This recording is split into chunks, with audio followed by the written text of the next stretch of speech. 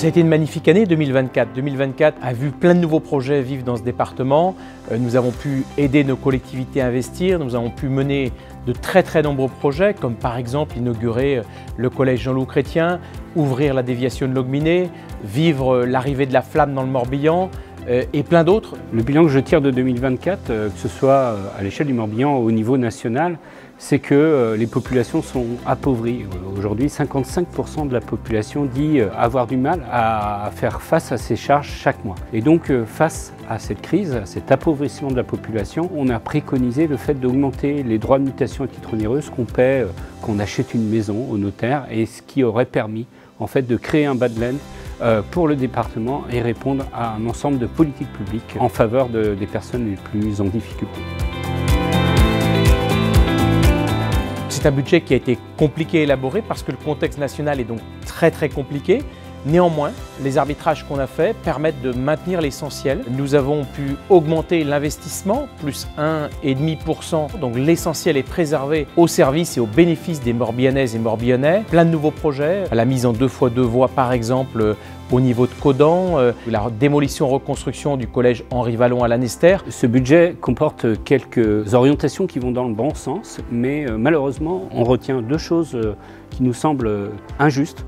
L'arrêt du programme de solidarité territoriale et puis l'autre réduction, c'est concernant Morbihan Habitat. Et le Morbihan avait prévu d'octroyer chaque année 5 millions d'euros de façon à permettre le développement et la construction de 1000 logements sociaux par an. Notre département, il est face à un boom, on va dire, du vieillissement. On a 20 000 personnes qui sont aidées. En termes d'APA, c'est beaucoup. On a une progression importante de l'aide pour les personnes handicapées. Et ces politiques sont en croissance annuelle forte et quasiment près de 10% d'augmentation de ces budgets. Pour nous, c'est essentiel de faire en sorte que nous puissions accompagner toutes les personnes.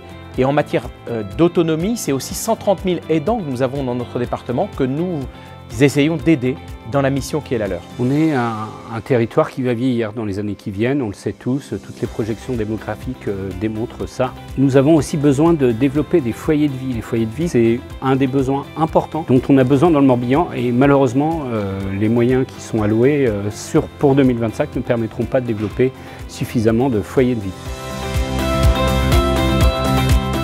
Alors pour l'année 2025, les travaux vont d'abord être ceux de continuer à avoir une gestion saine pour mener à bien les missions qui sont les nôtres. Avoir une gestion saine n'a de sens que si c'est au service du territoire. On va poursuivre nos investissements, améliorer les services au bénéfice des Morbihanaises et Morbihanais et continuer à mettre des schémas percutants, efficaces et finalement de répondre de manière pragmatique aux enjeux de nos concitoyens. En tout cas, ce que nous espérons, c'est qu'en 2025 soit relancé le groupe de travail sur la restauration collective, restauration bio dans les cantines, puisque le groupe de travail qui a œuvré jusqu'à présent n'a pas permis d'aboutir à une initiative suffisamment importante, notamment le fait d'accompagner 5 collèges pilotes dans le Morbihan vers une agriculture, vers une consommation de produits qui seraient issus de produits bio et locaux.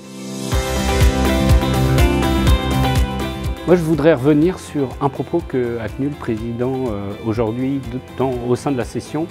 Il a évoqué le fait que nous étions dans un pays de feignants et assistés. On a souhaité évidemment répondre, dire que en fait, bon nombre de nos concitoyens travaillent durement et malheureusement leur salaire n'est pas suffisant pour vivre et faire face à leurs charges de chaque mois. Peut-être parler du centre départemental d'incendie et secours.